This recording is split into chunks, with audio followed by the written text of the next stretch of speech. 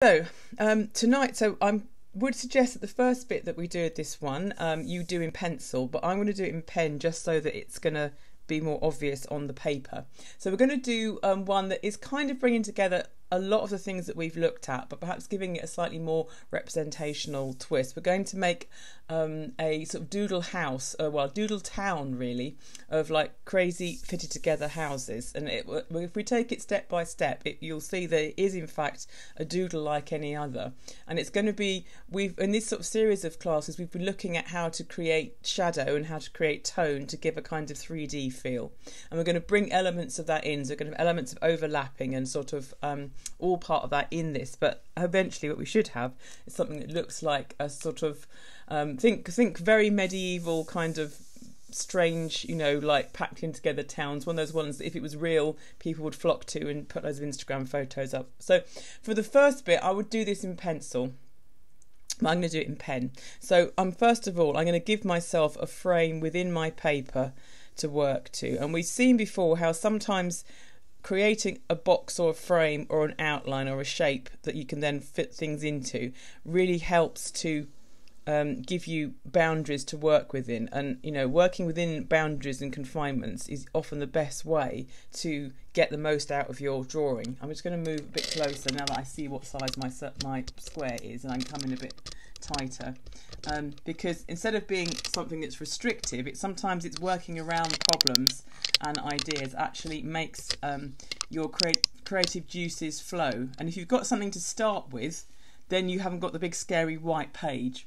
And then what we want is to put some shapes into this, and we want to think, although don't worry at the moment about them being kind of building shapes, but just think of angles and square lines. So I'll do a couple, and then you can kind of get the impression that they'll get the idea of what I'm sort of thinking about. So if we were thinking about a town, the first row of houses, if we were looking at a sort of town, we would see them their view of them would be unobstructed, wouldn't it? So we'd have this first. So I'm going to put this sort of, I can't even give it a name, but this strange geometric-y shape. And all I'm thinking of is thinking of angles, because buildings are obviously much more angular than natural forms are.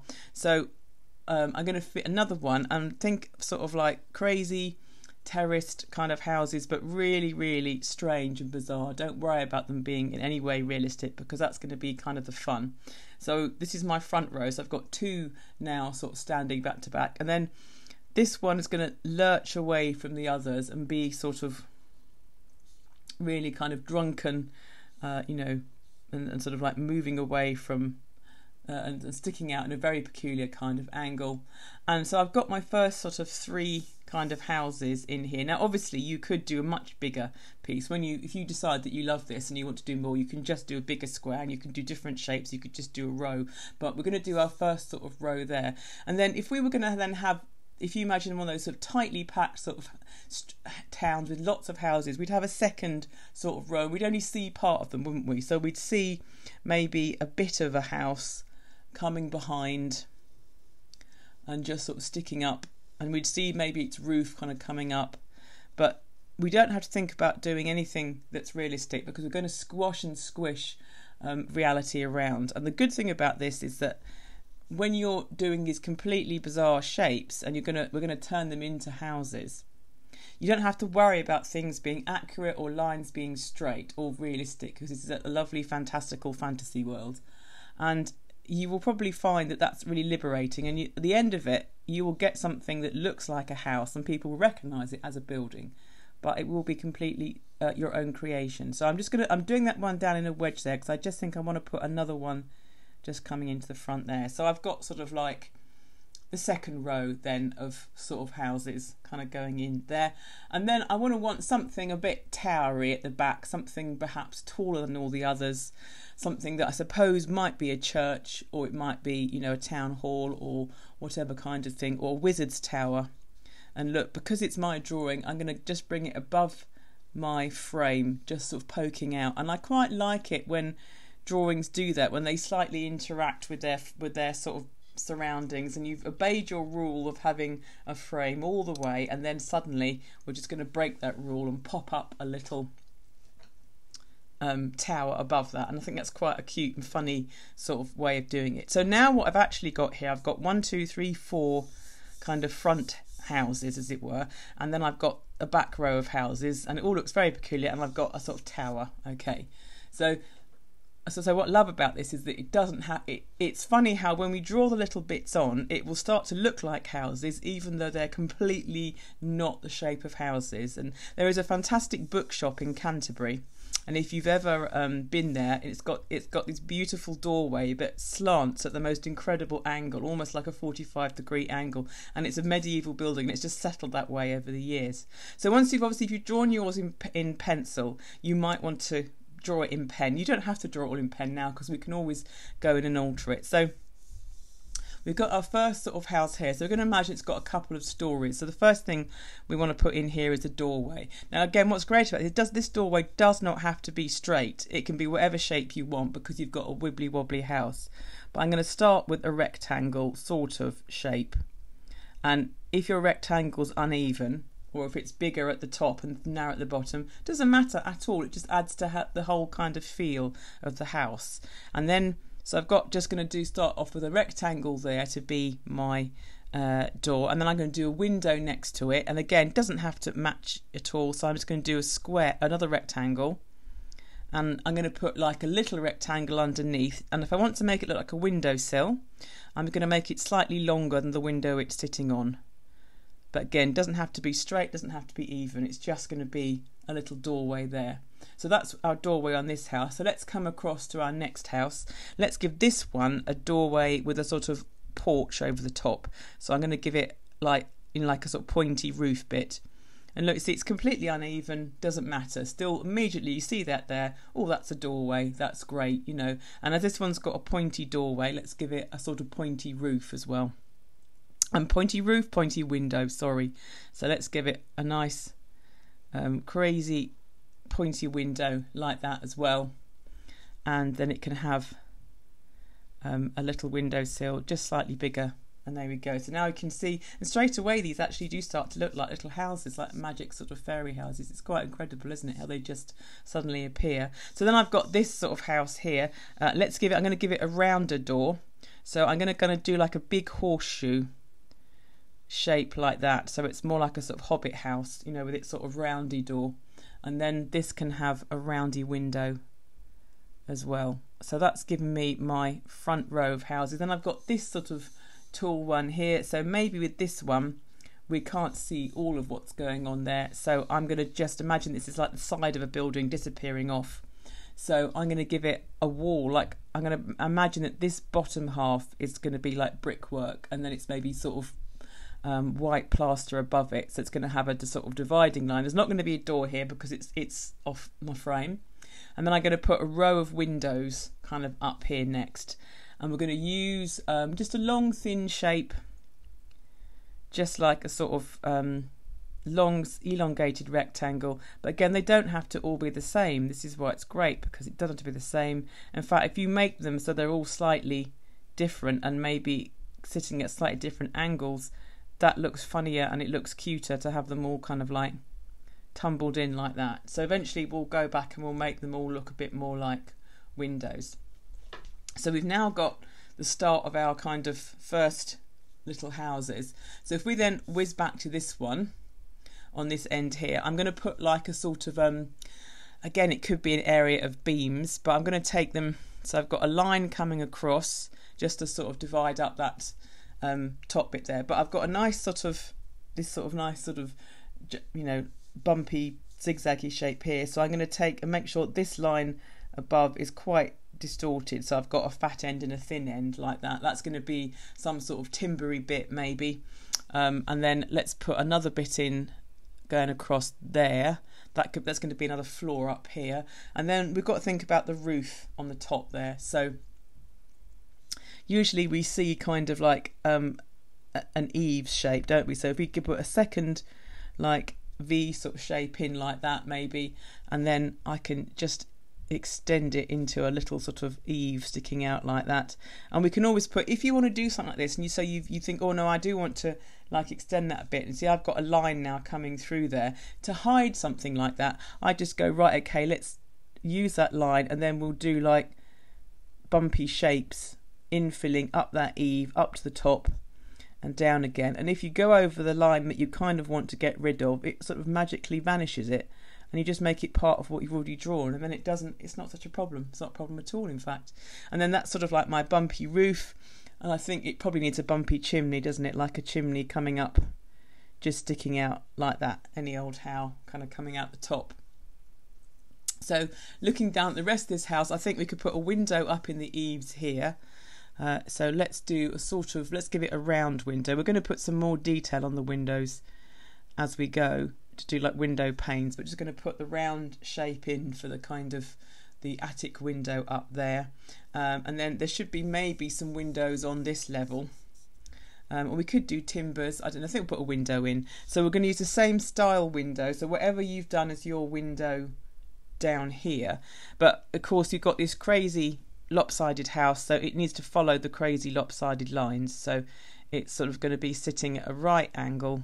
I don't mean a right angle, I mean a right crooked angle, with its little windowsill coming in there. So that one's going to be like on the bigger side, so it's going to be a bit larger. And then this side, I want a little tiny sort of one that's doing something very odd and wiggly, but you know, that's fine because it's a crooked house. There's that nursery rhyme, isn't there? There was a crooked man who lived in a crooked house.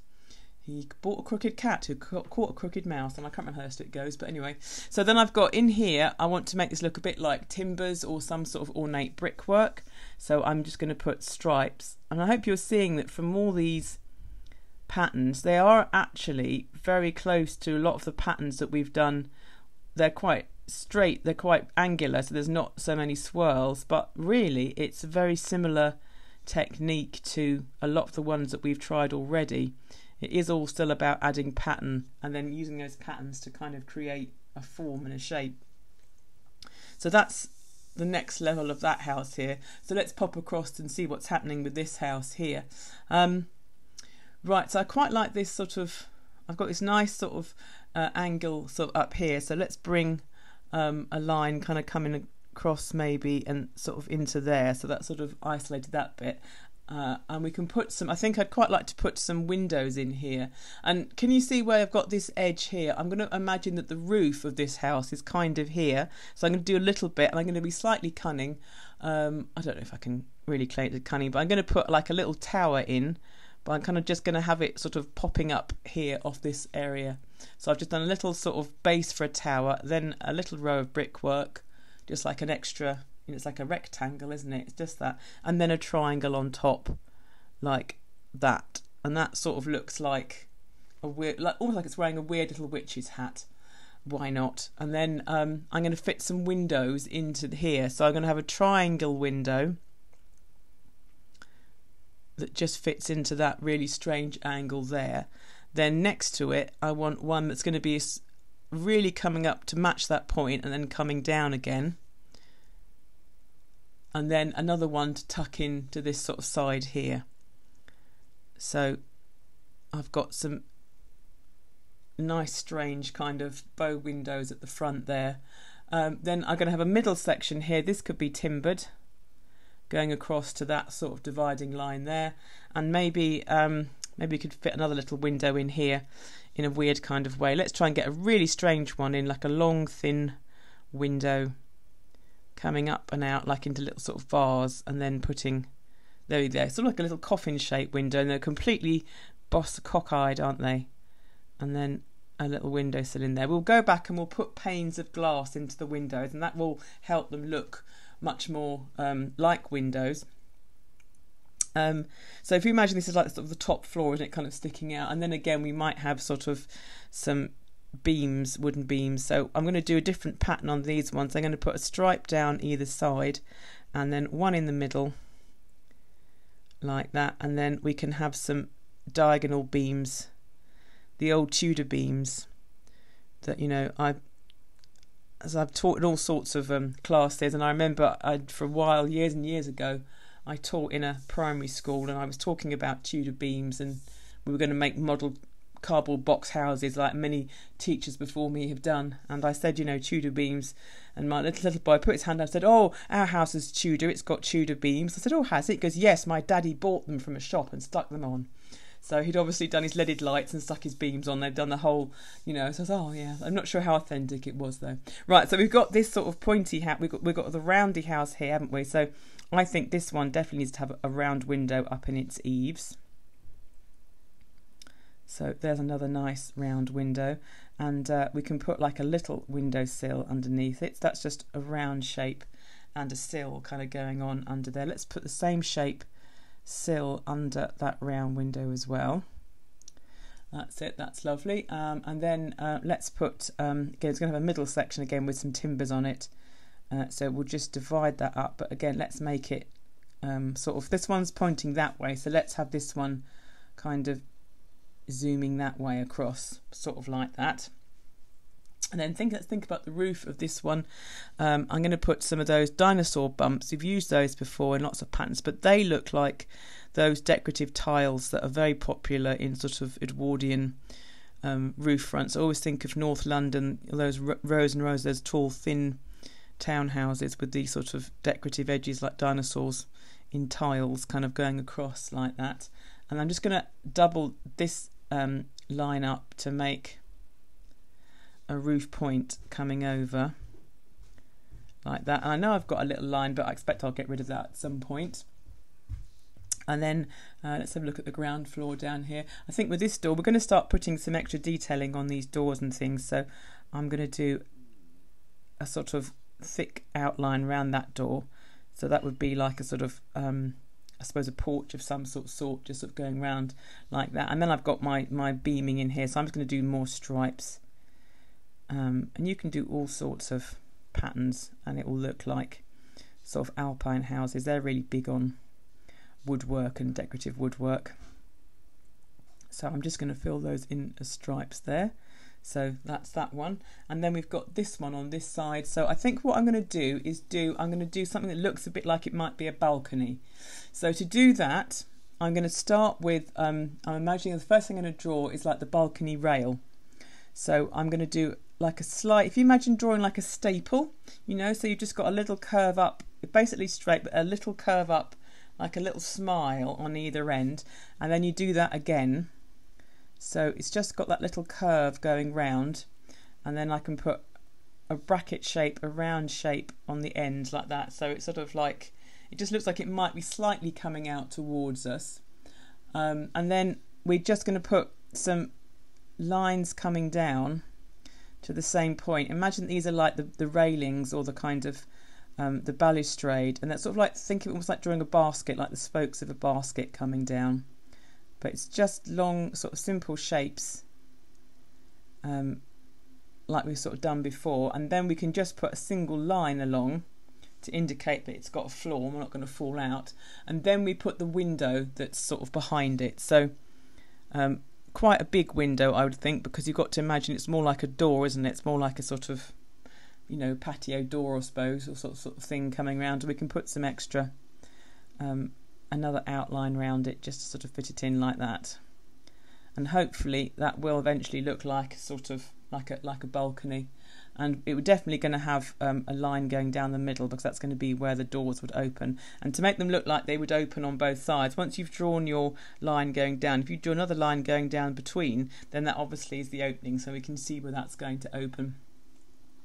And then we've got, I think in this sort of shape here, I think I could fit a bit of roof if I do a line just coming in there, and then we've got sort of like a gutter maybe coming along here, and then I'm going to put some lines coming down from that top edge and just spreading out a little bit, so it's coming down. If you imagine this is now the roof crest coming down to the edge, and then if you want to make something that looks a bit like tiles, we can sort of do our hoops that we've done before, sort of going along like that. But you realise it starts to look like, if you do it in rows and you fit it in between your lines, it's going to start to look like roof tiles.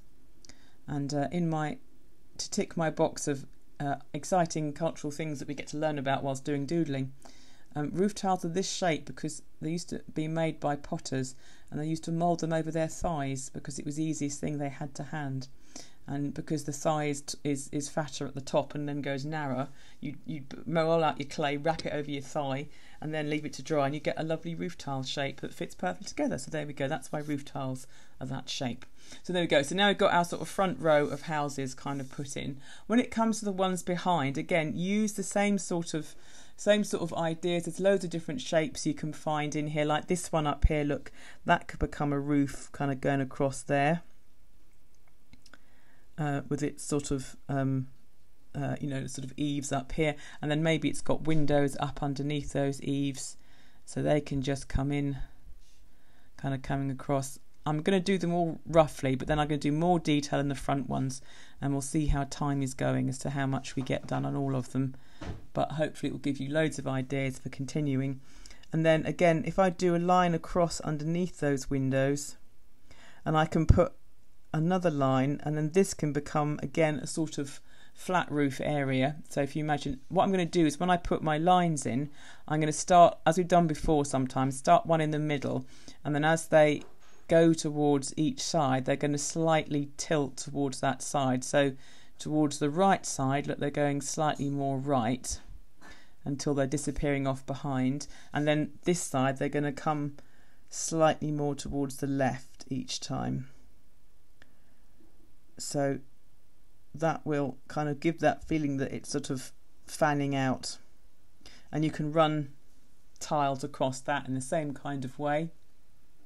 And then underneath here is going to be some main, this is becoming quite a big building, isn't it? But the windows are going to have to be in the most ridiculous, angle, and I think that's look fine, but it's going to look quite bizarre because I'm going to do some big windows, and they're kind of almost a completely unreal angle, but that's fine.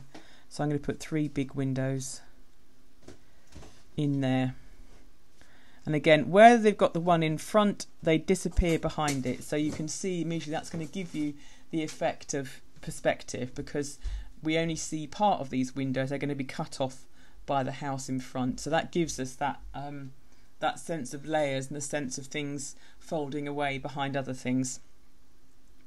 This one is quite bizarre, but I might just do this one because I'll build up to this one. But this one I can see that's got, and I can almost echo the house that's happening below, maybe, or perhaps we can make this into like a sort of minaret kind of shape, maybe.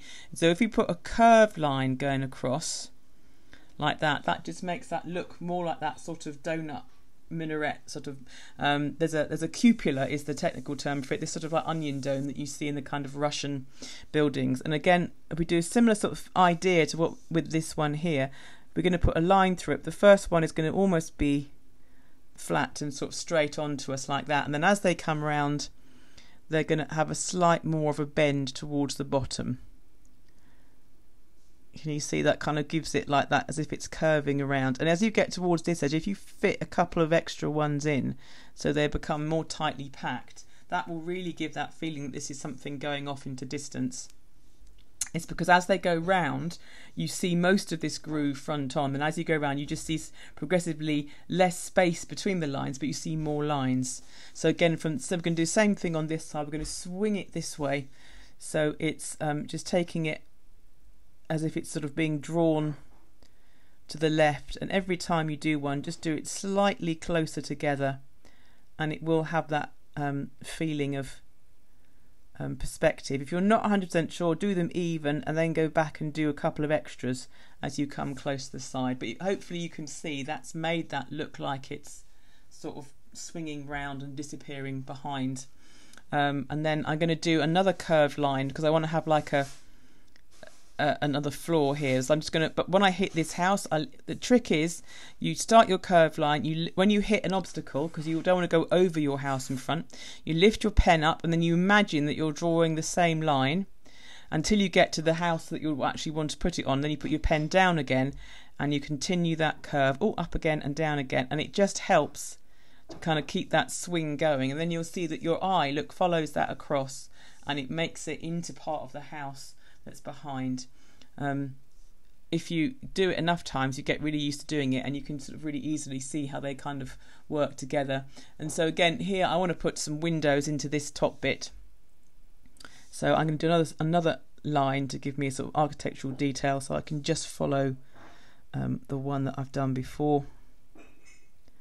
And then I can put some windows going up and down.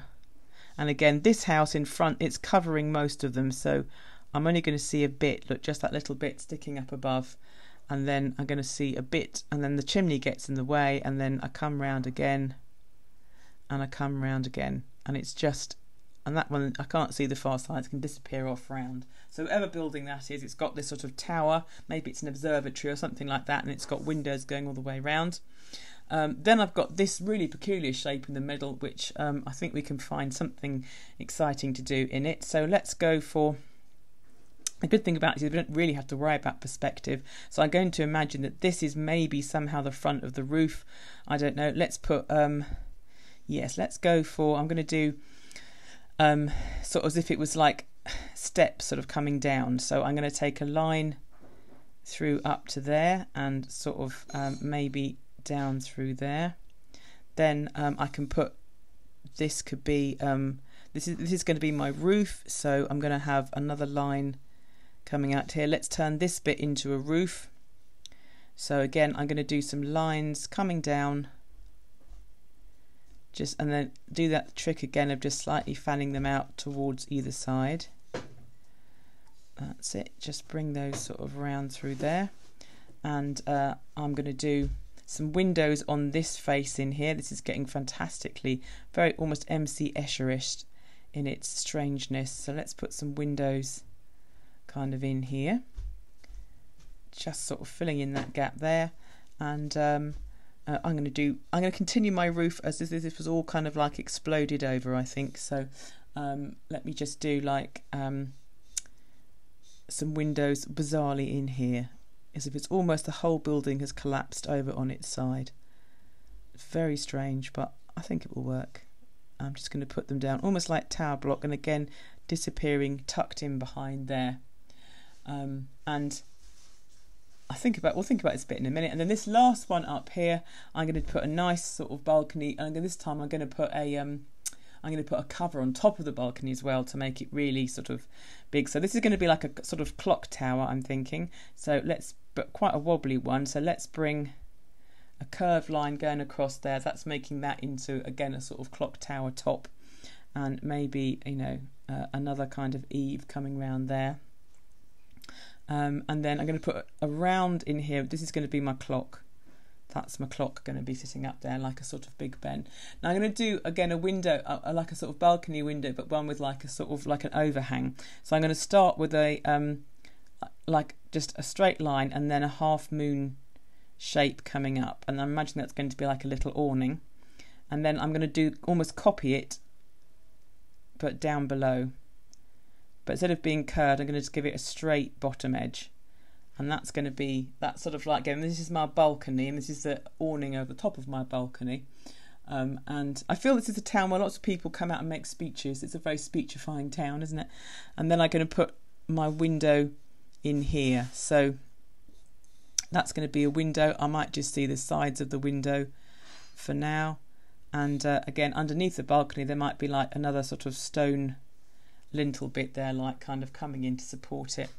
And so don't forget, this is further away, so it's fine that they're not the same size. This should be slightly smaller. Again, if it's not slightly smaller, just pretend this is a massive balcony where we can get lots of people coming out and waving. But I'm going to make sure that my lines going round are smaller, so they're closer together and a slightly smaller scale, and that should hopefully make it look like it's sort of a little bit further away. It now looks like a moustache, actually, I think, now that I've drawn that. And then on the top of the awning here, I'm going to do, again, so straight line down the middle, and then like almost think of like umbrella spokes radiating out from a point in the middle, coming round to the side. So moving round to the right side, and then we're going to move them to the left side again. So think of them almost coming from the same point in the middle, and then just being drawn to the side, and that just gives it that slight sort of curve again, which helps to make it look like it's a bit 3D. Right, so then we'll come back and we'll put some window detail in here. Just, I think across here we can definitely have some nice line work just coming across here to put some detailing into later. We can put some chevrons into that, we can put patterns into it, and it's just following the shape of the outline there. And then because I've got this line going across, which is the frame, and I kind of again want to hide that, I'm going to start by taking some lines down the point and let them fan out to the bottom. So again, coming from the top of it and then sloping down and sloping into and coming through the middle and then sloping the other way like that. And then I'm going to put some tiles effect in again, and I'm going to start with that sort of line that I've got going through the middle, and I'm going to put a row of little bumps along that line, so that's going to be where my tiling pattern starts, and then I can continue that up and continue it down, and then the original line will get lost in the tiling pattern, so it will not be too obvious. These are going to have to be quite small because they're quite far away, so if you don't want to do across in lines, you can just go up and down, as it were, so you can go up like this, but make sure you get the half moon curve on each one.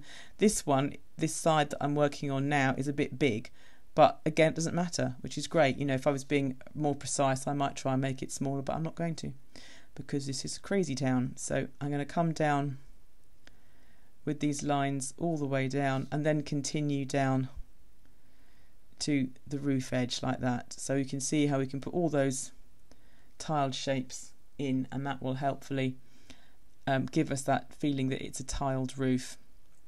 And you can decide in a bit, we can put numbers on our clock face and then decide what time it is in our town. If I just very quickly fill those little tiny ones in, disappearing up to the top and then coming down again, and I think when we put the number bits in, it will look much more like a clock, and it will start to sort of make sense what's going on. So I'm just going to bring that side down and that last one, and there we go. So that's given me a tiled, or the effect of a kind of tiled roof, kind of like going up into my tower. Okay, right, so let's have a look at these front doors. Let's get some more detail on these front houses. So I'm going to move in a little bit closer just so that you've got it in as close as I can get it on my screen. Excuse me being a bit weird and wobbly at that moment, but that's, now they're taking a bit more of the screen, they're a bit bigger. Right, okay, so let's get some detailing to this sort of doorway. So the first thing I'm going to do is go around the doorway to frame it. So that's just copying the line again, and if you have to squeeze it in past the window and they're not even, again, that's perfectly fine, because we are going for this sort of very unique townscape. In fact, the squeezier you make it and the stranger you make it, the better. And then to get the door kind of effect, what sort of door should we have? We could have wooden panels in this door. So most wooden panel doors, the door is kind of divided into segments, so you kind of get like squares that kind of fit into, and they have like a sort of gap down the middle, don't they? But again, these squares don't have to be even and they don't have to be accurate, because it's the wobbly town door. So I'm going to look to try and get 6 sort of squares inside my door. You might want to swap to a lighter gauge pen, thinner pen. You might be happy with where you are, but again, the smaller your detail, you might want to go into a smaller pen. Then the windows tend to have another bit over the top, which is a lintel, which is obviously going across the top of the gap that the window's in to support the house. And then you'll have a frame, so we can do an edge on each sort of side, and then you can decide if you want to do one of the old school kind of like paned windows. You almost do the same sort of thing as you've done with the door. We just put little squares all the way down. If you want to do like a sash window, they tend to have a bar halfway across, don't they? So you see that sort of half line like that sort of detail kind of coming through. We might want to add, some of them have like a sort of curve, don't they? So we can add a line across the bottom of the house sort of going in. Then when you look back at the door, you might want to add, to make sure that it doesn't look like a window, if you then go in and add another square inside the first ones, that starts to look more like, you know, sort of moulding rather than too much like panes of glass, we hope. So we can fit those in. So that's just going in again, just fitting another one inside. And then when we think about things like, we've looked at the sort of shading and some of the sort of effects to get some more 3D quality into it, we can put a little bit of pen shading underneath that top roof there to make that frame looks like the door sunk inside it. And I'm just putting little tiny diagonal cross hatching just along that bit to make it look, add a little bit of more line. Same with under that windowsill. If you just put a few little lines coming down with a little flick off that windowsill, it just makes it look like the windowsill's casting a shadow on the wall below, and it starts to make it look a bit more kind of 3D. You might want to put a brickwork pattern in. I'm not going to do that now, but you might well want to do that to add sort of more detail like that. We could put some curtains at the window. There's lots of ways of doing curtains. One of the sort of, if you want to go for the kind of swaggy ones, you kind of do like a half moon or like sort of shape coming in like that. That looks quite like a curtain. And then you can kind of, glass tends to reflect darkness, so it tends to look dark when you're looking at it. So just by putting a few, again, diagonal like shading lines into the panes of glass, leaving the curtains white because you see them, they're much brighter, that hopefully looks, I'm just going to come back a bit, it's a bit fuzzy, isn't it? Hopefully that looks like curtains and a window. So again, these windows, we're going to do the same sort of thing to them. So we put a lintel in first, which is the top piece. And again, it doesn't matter that it's sitting all wonky and crazy because that's okay. And then we put the frame in. And again, no worries about accuracy. It's not a problem. It's great, really liberating. So then you've got the sort of frame in. And again, you could decide, you know, to put the same sort of sash window in. So we just put a bar across the middle again. And then we can decide. If you want to have curtains drawn, you could just do a line going down and maybe a little gap, which you can then colour in with a few little swipes of shading like that. Look, and that curtain is drawn in that window.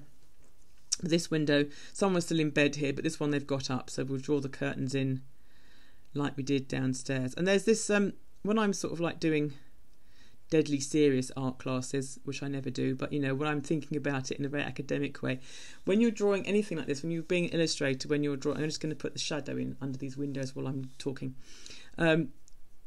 A drawing is always an artifice. It's always a make-believe. It's taking taking reality and it's trying to recreate it, but it isn't reality. So so often what you do is you create a kind of shorthand. So you know, when we do lines close together, we're saying this is shadow. We're not saying that the wall is stripy here. We're saying it's shadow. And when we do these sort of simple kind of curtain shapes and outlines, we're saying, look, we're going to, all right, viewer, this is a window. And I'm going to make you believe it's a window because we're going to say all my windows have frames, they have sills, they have curtains.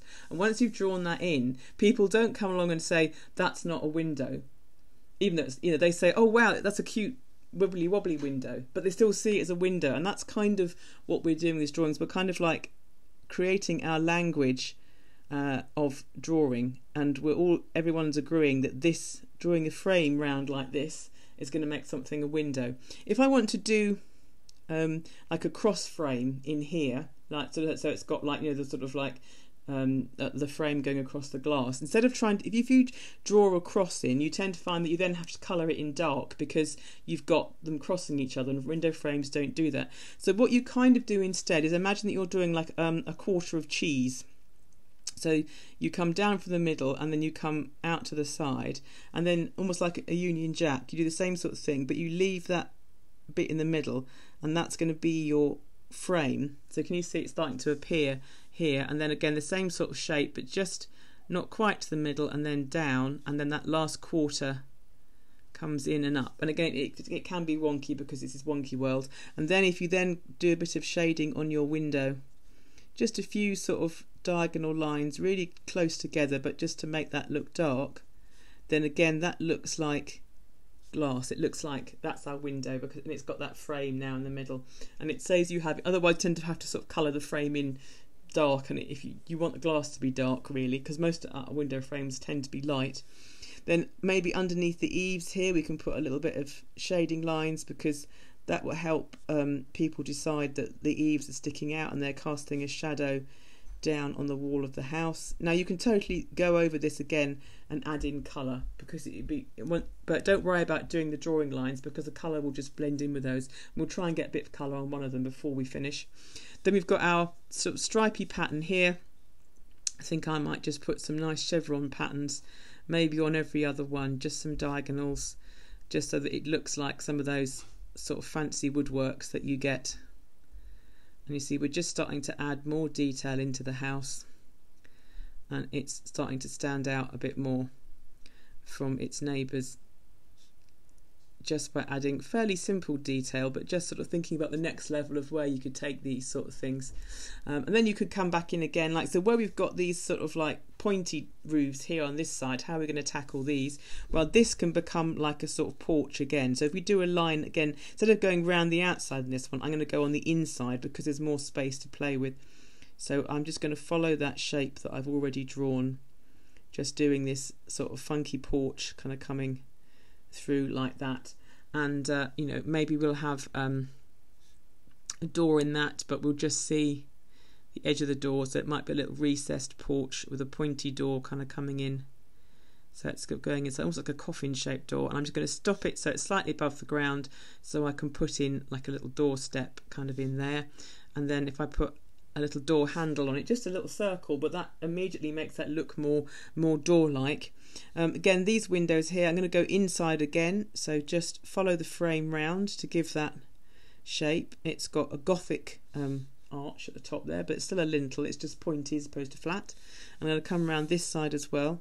This one is clearly sort of the Addams family house. This one's a bit sort of coffiny windows and so forth, like that, sort of coming in there. And then again, panes of glass. So what we can do is just like we did with the round window, but we just bring a quarter in and come up into that point and come down like that. So you've got two little triangles, and then I would do at least two squares below that. So you've got a square coming in and down and out, and in and down and out again. And then again, you're leaving that central area, that negative space, to form like a little window frame, and that looks more like the sort of churchy windows. I've disappeared it off into the frame. You could, if you wanted to, just leave it sort of inside that, but I think it works fine to do it like that. So again, this one's going to look the same, but it's going to be more elongated because it's a weird thin window.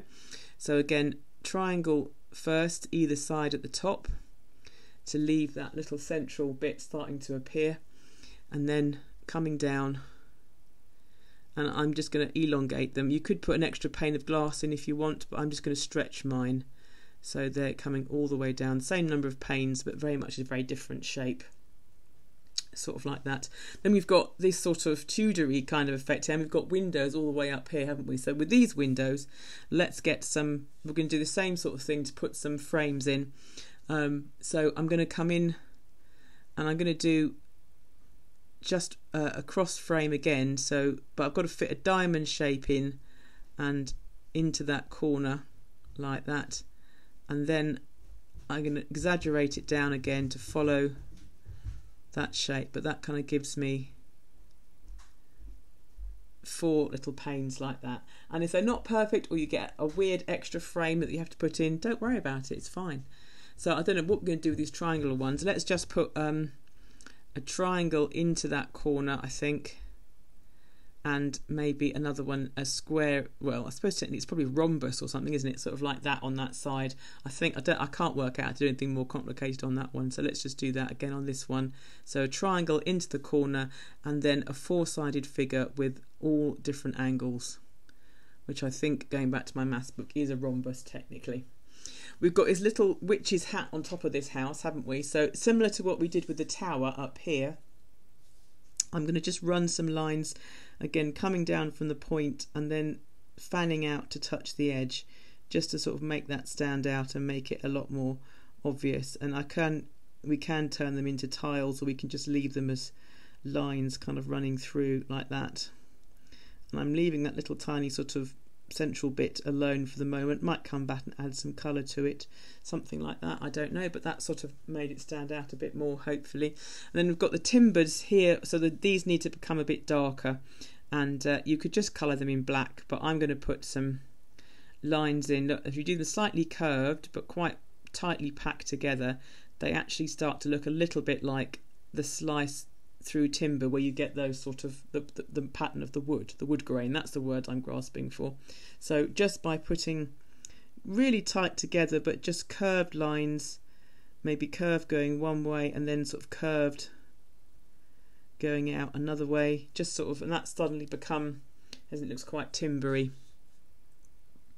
And apparently they weren't all black and white. The Victorians decided they ought to be black and white and painted a lot of them.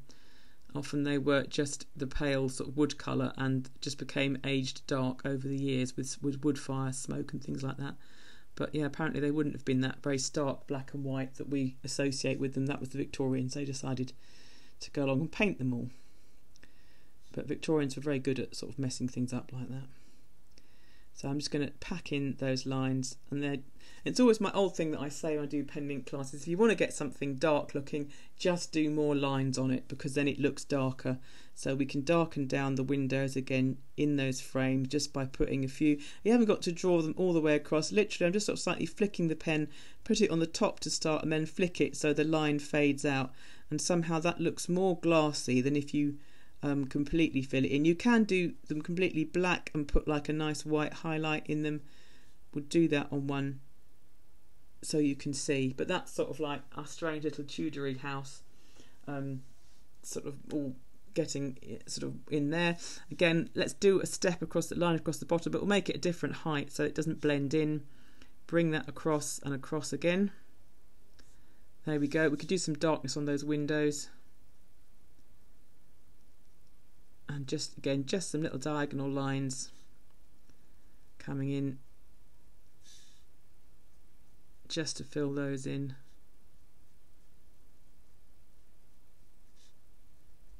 There we go. And then if I wanted to make this door look like it was made of planks instead of just being a smooth wood door, then I can take some lines going down and maybe put a tiny wobble on some of them, relatively close together, but just fill in that space with lines. And again, not worrying if they're straight, because if they're slightly wobbly it actually looks more like it's a timbered door. But remember not to draw over your doorknob, just leave that so it's sort of sticking out. So there we go. So I've got a little timbered door there. So I'm just going to bring the camera back for a second so you can kind of see how that's starting to build up. I'm going to grab myself a quick slurp of my tea. So I'm going to mute for a second just not to share that tea slurping moment with you.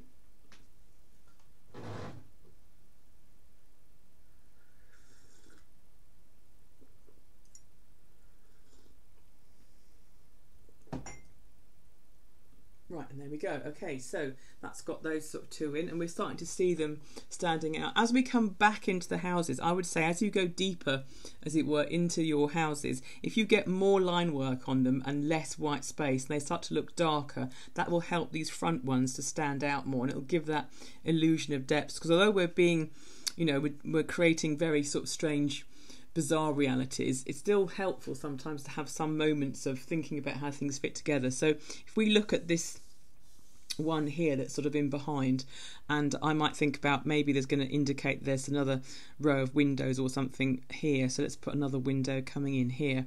But what I want to do with this one is to get a bit more line work into it so that it's just generally a bit darker looking. So I'm going to start by putting some frames around my windows.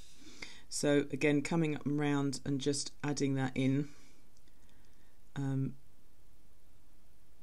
just sort of bringing those over. Now you don't have to make these darker by using all line work with your pens. You could go in and obviously just make your colours deeper as they go away, so the ones in the front have more white on them. But I'm going to stick to using sort of pen and ink on these ones. So I've got the frames in, and then maybe like this bottom section I'm going to put some lines in, but they're going to be quite close together. So I'm just going to quickly swap to a slightly broader pen, and then I'm going to do lines in, but just keep them quite close together. So, and as I said about 5 minutes ago, when you pack lines tightly together, you're making something darker because you're literally putting more pen on the paper with less gaps of white paper through it. So that immediately becomes a much darker surface. So I've just put my lines closer together. I haven't coloured very heavily. This band here, I might colour that in black. I think if I, if I had, I could grab my brush pen and do that quite quickly, but you can actually be quite quick because I'm only going to see a bit of it. So again, this border line here, maybe that can stick out a little bit from the edge of the house. Look, if I do that on this side as well, makes it look more of a detail, and then I can colour this line in quite dark. And I hope you can see that already that's starting to push this big house back behind the front house, just because I've made that line more obvious and it's going behind the houses that are in front like that. So that's pushed that behind. So let's put some more. Again, we can do like a sort of brick pattern on here. If we do some horizontal lines kind of coming in, and we could do fancy brickwork. We can do some fancy brickwork on the house with round doors, but as you come back, you probably want to have slightly less detail because it's further away, so you're going to see slightly less detail. But again, I'm just going to come in here and putting horizontal lines into this wall, and just by putting those lines in, that's already made that back section look darker. And just take them round to the edge, and just to sort of fill those in, and you can go back and add more darkness in to bring them, to make the whole thing darker. With the windows on this one, let's do, I mentioned about, let's put the frames in first. So again, so this one's going to have like a half moon slice like that, just in at the top, leaving that little bit of frame again. So I've got those two little half moons there, almost like little eyes, and then squares below to give that cross form, and then squares below again. And again, if they're not perfect, if they go wonky, it doesn't matter. And with windows, if you go completely wrong and you really muff it up, just colour them all in black and they just look like very dark glass, then it's fine. They're very forgiving like that, doing windows like this. So I can just fit a little bit of window in there, and then I'll do the same up here and just bring those little squares in here, disappearing around the corner, and then same up here.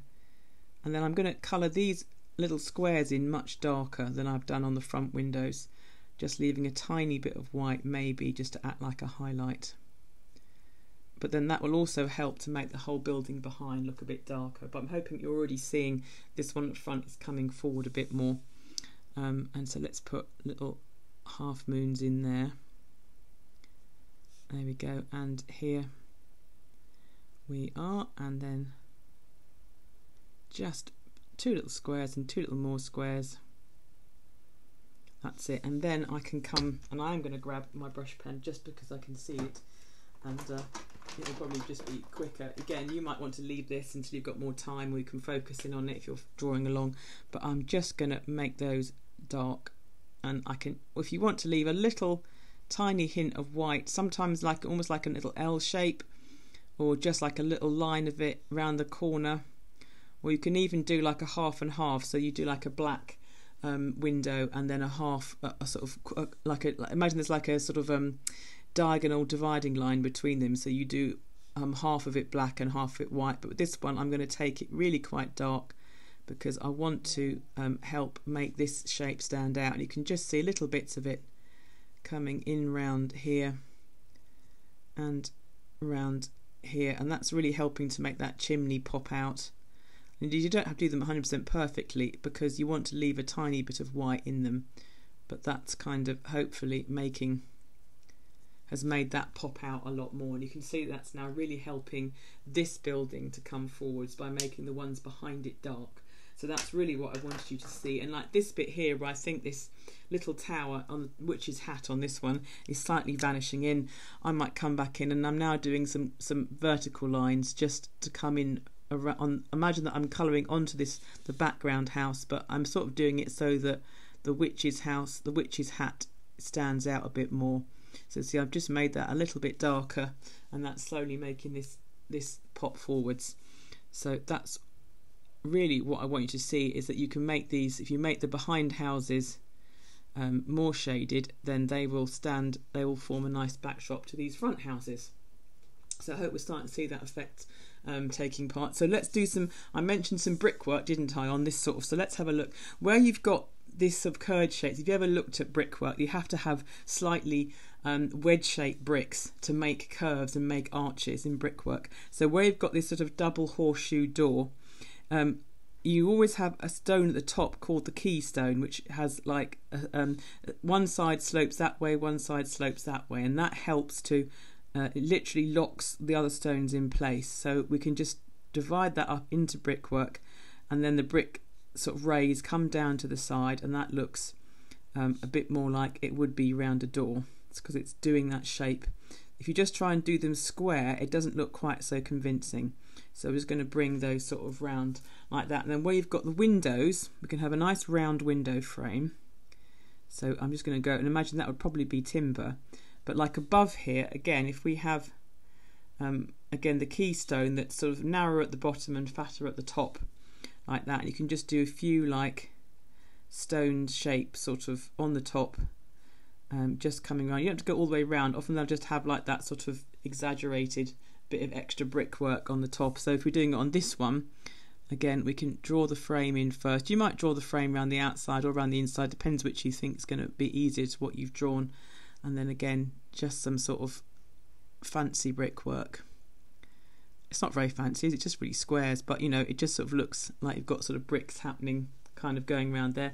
And then we might have a brick under windowsill rather than a smooth one, and just sort of put those wonderful sort of brick ideas in here. Now if you want to make this all a brick house, this one's going to stay being, this bit's going to stay being timbered, but if you want to do all being brick, the thing with brickwork is if you just do like a grid, it's not going to quite work, because bricks have to be lined up so the gaps don't line up, otherwise the house falls down. So it's quite long, it's vaguely long-winded, but it's basically just drawing rectangles, and a bit like when we did the windows, you kind of leave a gap in between them, and that looks like the mortar between bricks. So you do a first row of your brick shapes, and again, because this is a crooked town, it doesn't really matter how your brick shapes can be wobbly as anything, it doesn't really matter. So you've got your first line of rectangles going through, and then the next line you make sure the gaps come into the middle of your cubes, your bricks, like you would do if you were just building a wall, really. So I've made it sound a lot more complicated than it really is to do. It's really quite simple, but it just involves drawing these sort of shapes, and you can do any shape you like. Surprisingly, it will sort of look quite bricky, and you just keep going like that as if you're laying your brickwork, just making sure the whole time that the gaps don't line up. It's funny how difficult that is when you're trying to make something not line up. It actually seems to be irrevocably drawn towards the one you're trying not to line it up with. And I expect there's, you know, you'd probably have cunning bricks fitted around all these lovely ornamental brickwork, but we haven't done that. I don't think it matters. So that's good. So the bricks don't have to have square edges. They could be quite round in feel. They could be thin. You can always tell the sort of medieval bricks because they're a lot thinner. They're more like tiles in sort of thickness, because of the way particularly Roman bricks were much thinner and flatter than the bricks that we have now. Most of the Victorian brickwork that we see, which is all sort of London clay bricks, they are the first time we had standardised brick shapes, so that's why they have that nice appealing sort of uniformity around them. And they always tend to reflect the locale, because obviously they tend to be made of the clay that comes from where you are, so that's why London bricks always have that sort of bluish tinge to them, because London clay is purple for some unknown reason. I'm sure there is a reason, but that's not too long, but it doesn't take too long just to fill those bricks in. But again, it gives this house another kind of feel, and obviously you'd want to put bricks in up here too, but we won't. I'm just trying to make sure I've done all the little features that we want to look back on. So again, our door would go, and this one's got quite a Hobbit house feel, hasn't it? So we'll give it a curved wooden door kind of sitting inside there, and it's going to have a little round window in the door. And then again, if we draw some lines going down to be the planking that's made this door, it's a bit more rustic looking, and I think it's definitely got that Hobbit house kind of feel to it. So again, just bring those all the way along, and you can put another little frame inside. And this is weird, it's almost like it's sort of not quite like it's a bit like making a doll's house, like a drawing doll's house. You start to get all sorts of little detailing in. So I'm going to put another quick window in there, look, just by making that cross appear by using the wedge shapes to leave the negative space of the cross behind. But yeah, you can see how this sort of illustration, you know, if I'm if I ever have a moment when I don't have an awful lot on, which doesn't happen very often, but just sitting there drawing a little house, it's just such fun. It's a bit like, you know, it really is like playing house in a sort of doll's house kind of a way. So I've got, let's see, we've got this big house in here. I think we should put a door in here somewhere. Let's pretend there's a monstrous door happening behind here. So I'm going to put like a great big lintel and maybe a pillar. If you want to do pillars, if you put like a sausage on the top underneath, or a baked bean, I suppose, really like a sort of baked bean coming down on top there, and you can maybe do a thinner baked bean and then another fat one again, and then you can kind of do your column coming down from there, and that starts to look like, and then if you want to make it look like the sort of Corinthian column, I mean technically you should have like a sort of ram's horn at the top, but let's not get too carried away with our Roman architecture. If you can then do sort of like long lozenge shapes coming up, not touching the top and going down again, and that sort of looks like a sort of classical column a bit more. So imagine there's a door lurking behind there, you can just see the edge of it, and you've got this great big lintel and maybe even a triangular roof look, but we just sort of see it peering a bit behind and disappearing, sort of like the arch over the Parthenon, which was very popular in Georgian architecture, classical architecture. They wanted to reproduce all these kind of detailing, and so there's going to be a window in here somewhere, but again it's behind, so it's disappearing up, and I can only see part of it because that's kind of frame kind of in there. And then my glass windows. What other kind of windows would you have? Well, actually, now I've said that, and I've laughed at myself saying glass windows, but the Queen Elizabeth introduced a window tax, so that you had to have your windows, depending how much windows you had to pay more tax, and people used to paint fake windows on because they wanted to look like they could afford to have them, but if they couldn't actually.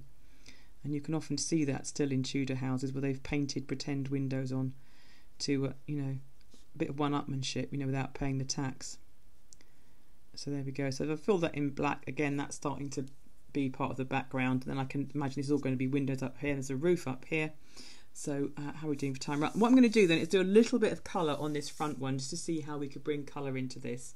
And hopefully you've got enough ideas now to continue on with Crazy Town, your own Crazy Town, into the background.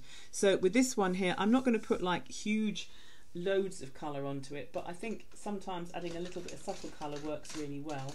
So I'm going to look for, start off with just maybe some earthy kind of brown colours, because that's quite a good starting point. So again, I've got a mid-tone and I want to find something a bit darker as well. So I've got sort of two areas to go to. So with this one, I'm going to just start with a sort of general sandy colour kind of coming in on the walls. Now obviously, you know, you're looking at red brick colours, we're looking at sort of earthy greys and browns, those sort of colours, but your doorways and things, they can be lovely and bright, and they can have, you know, clashing curtains or matching curtains depending on how you feel. So I'm just putting initially just some sandy colour as a kind of good sort of background. And you see, I don't worry about the pen work. Where I've put pen shading in, just go right over the top, because it's just going to make the colour look slightly darker than it was before. It's going to act as a shadow on the colour,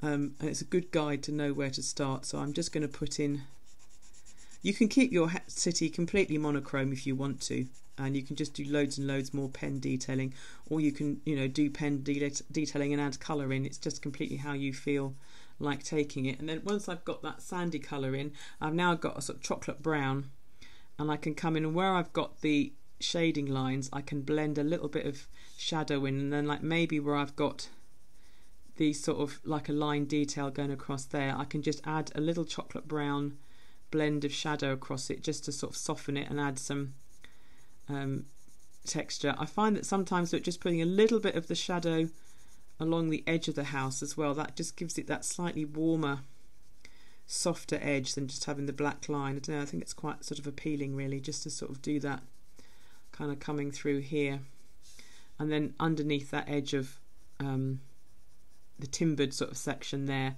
I can put a little bit of shadow in, and under my roof. And you can work quite a lot. You can even do things like, if you want to have like a brickwork effect but you don't want it to be quite as stark as that one, you can kind of like colour in. So like here, look, if I just sort of colour patches of the darker brown, look, I'm just going to colour little squares, and they're quite soft edged. I'm not trying to make them really hard and sharp as much, but then I can do almost like a sort of brickwork pattern just in the colouring as well, just sort of hinting that maybe there's, you know, they're faded bricks or they're partially plastered over, or, you know, just something like that, just sort of like a stone. It's quite good if you want to do like a sort of pebbly cottage kind of feel. They work quite well if you want to do like little round grey roundy bits with a sort of thatched cottage look. You know, if you're going to throw a thatch, oh, I haven't done a thatched cottage. I should have chucked one in. Well, we'll have to revisit. But yes, you can do a lovely thatched cottage with a sort of soft roof as well.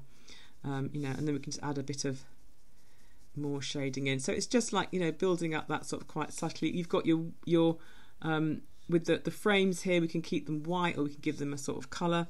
With the doorway, let's give it a blue door, as I've just got a blue pencil to hand. So again, initially you can just quite happily kind of colour over all of it. Imagine it's a blue painted door, but we're just going to give it a gentle wash over of pencil colour.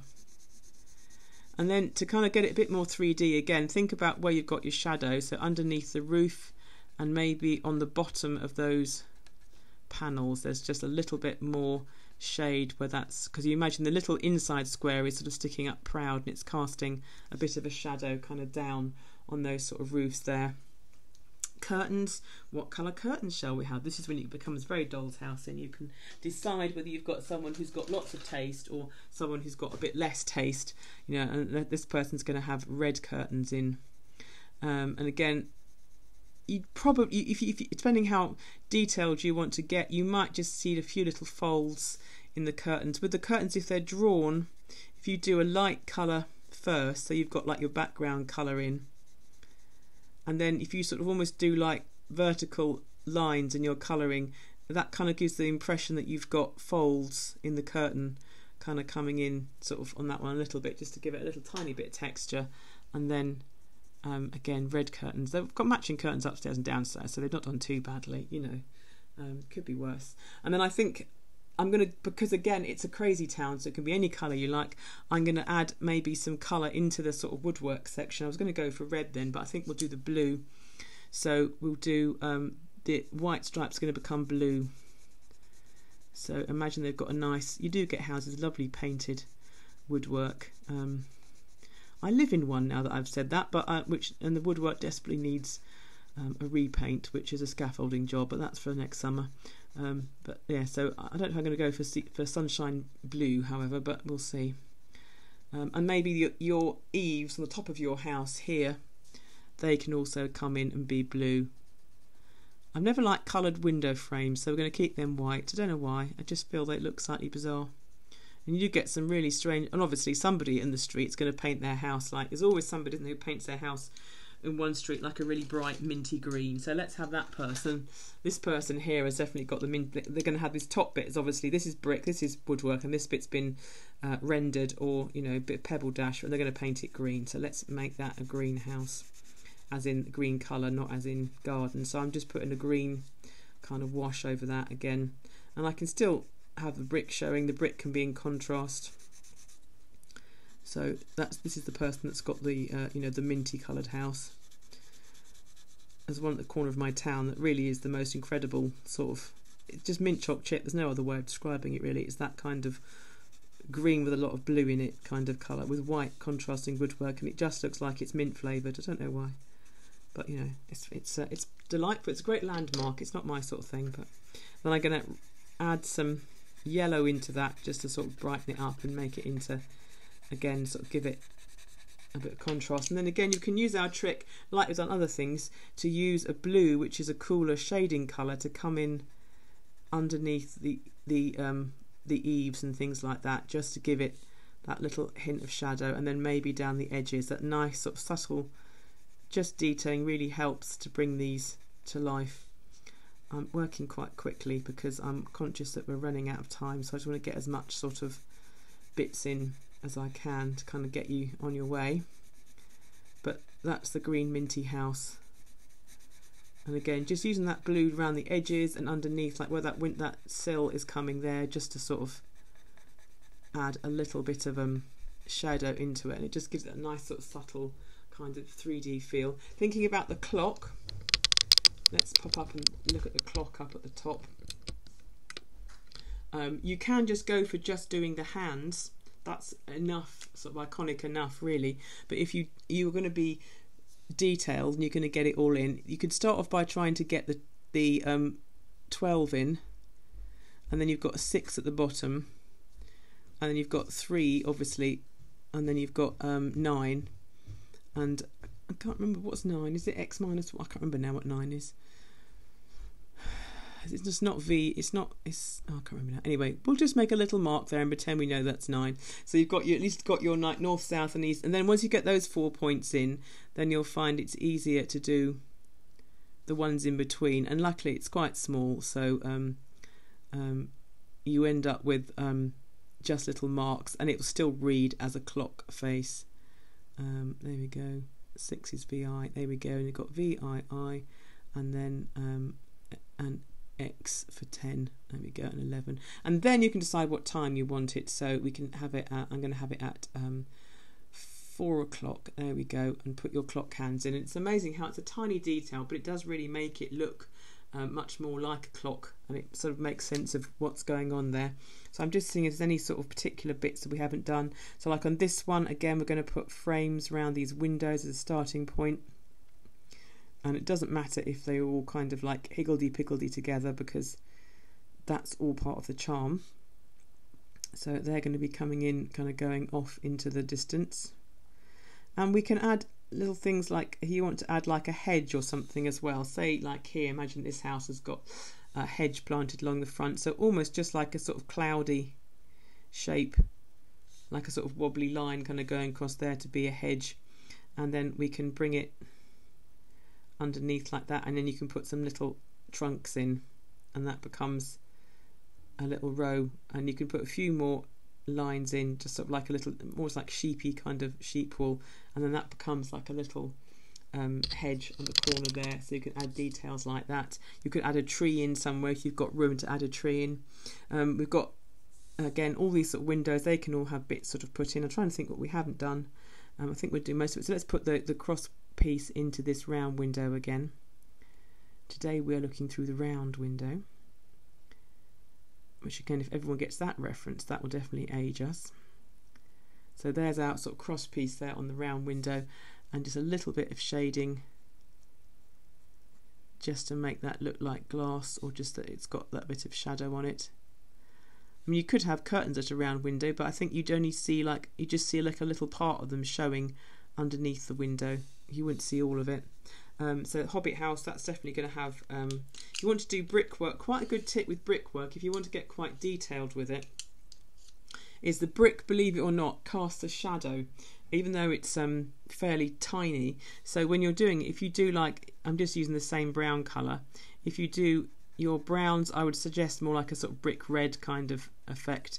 Colour your brick in first, and then actually just put a little bit of shadow in towards the bottom, and funnily enough, that starts to again give that brick a little bit of a bit more kind of solidity. And if you look at brickwork next time you're out and about, you'll actually see that what you tend to see, what you actually are most aware of, is this little edge of shadow, because it really helps define, and it's usually just casting down on the bottom of the brick and maybe onto the mortar, and that's why you kind of see the sort of, you sort of get a more of a horizontal feel from brick, don't you? You don't really see as a vertical shape, even though there's quite a strong vertical pattern running through it, and that's because the whole time what you're seeing is a little bit of shadow that the brick casts down, even though it's not a massive jutting out thing, it still casts a little bit of shadow, and that's what gives it its form and what you see. And some bricks are bumpier than others, and they might cast, some almost come out in a sort of in